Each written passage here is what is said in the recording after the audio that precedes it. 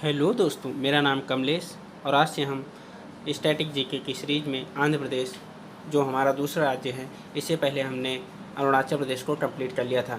इसमें हम static GK पढ़ेंगे स्टेट वाइज। तो इसमें हम बहुत सारी चीज़ें पढ़ेंगे, डांस हो गया, जनजातियाँ हो गई, नेशनल पार्क हो गए। इसी तरह के वीडियो देखने के लिए लाइक करें, सब्सक्राइब करें, ज़्यादा से ज़्यादा शेयर करें चैनल को। तो हम बढ़ते हैं हमारे दूसरे राज्य आंध्र प्रदेश की ओर।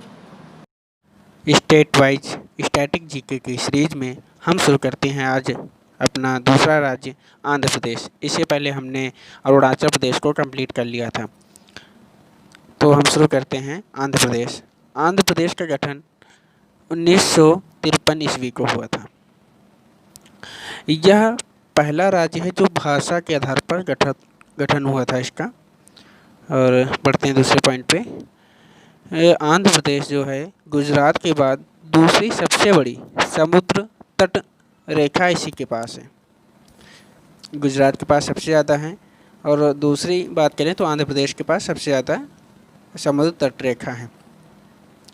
और इससे जो संपर्क करने वाले राज्य हैं, जो इससे टच होते हैं राज्य, उनकी बात करें तो इसमें 5 राज्य इसे टच होते हैं।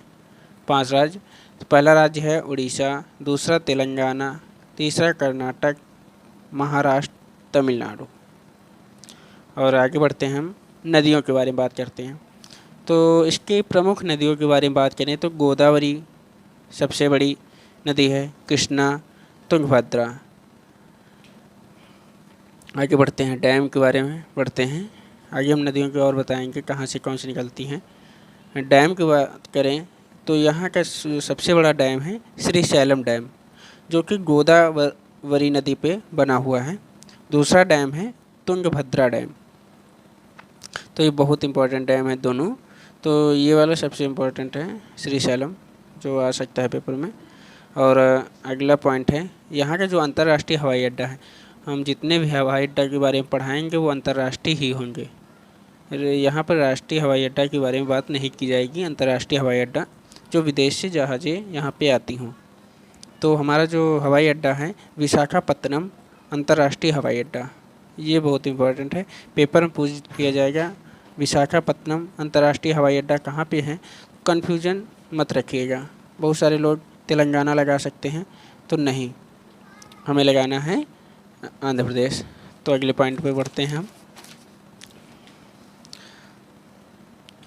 तो यहाँ का जो मंदिर है, मंदिर की बात करें तो तिरुपति बालाजी मंदिर, आप लोगों ने सुना होगा, भारत का सबसे अमीर मंदिर है तिरुपति बालाजी मंदिर।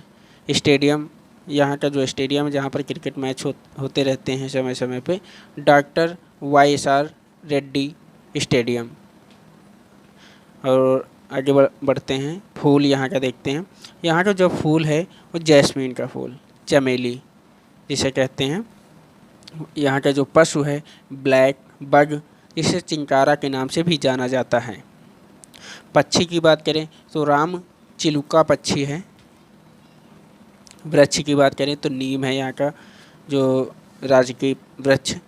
अब हम राष्ट्रीय पार्क के बारे में बात कर लेते हैं। तो यहाँ का जो राष्ट्रीय पार्क, सबसे बड़ा राष्ट्रीय पार्क है राजीव गांधी रामेश्वर, ब्रैकेट में रामेश्वर जरूर रहेगा। यहाँ पर ओरंग आ जाता है, राजीव गांधी ओरंग नेशनल पार्क, तो वो असम पहुँच जाएगा। राजीव गांधी रामेश्वरम पार्क आपका आंध्र प्रदेश में है। तो अगला जो हमारा राष्ट्रीय पार्क है पापीकोंडा राष्ट्रीय पार्क, और अगला है श्री वेंकटेश्वर राष्ट्रीय पार्क। डांस की बात करते हैं तो यहाँ का कुचिपुड़ी एक शास्त्रीय नृत्य है जो पेपर में बहुत बार पूछा जाता रहेगा। यहाँ के त्यौहार के बारे में बात करते हैं। यहाँ का जो त्यौहार है उगाड़ी त्यौहार। जनजातियाँ की बात करते हैं। जनजातियाँ यहाँ की हैं चेंचू, अंध, बघाट, यहाँ की प्रमुख जनजातियाँ हैं। तो अगले पॉइंट की तरफ बढ़ते हैं हम लोग।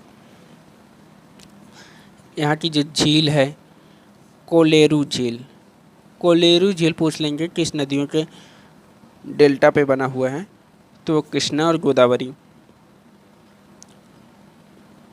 कृष्णा नदी की बात करें तो इसका उद्गम महाबलेश्वर पहाड़ियों से होता है जो कि महाराष्ट्र में है। गोदावरी नदी का उद्गम त्र्यंबकेश्वर पहाड़ी से होता है जो कि महाराष्ट्र है।